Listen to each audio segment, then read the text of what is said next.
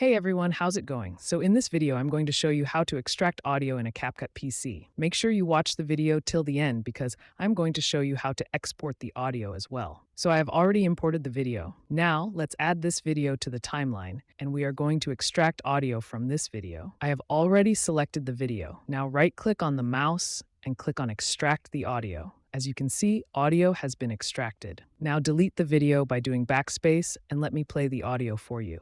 You've been fed this narrative about balance, work-life balance.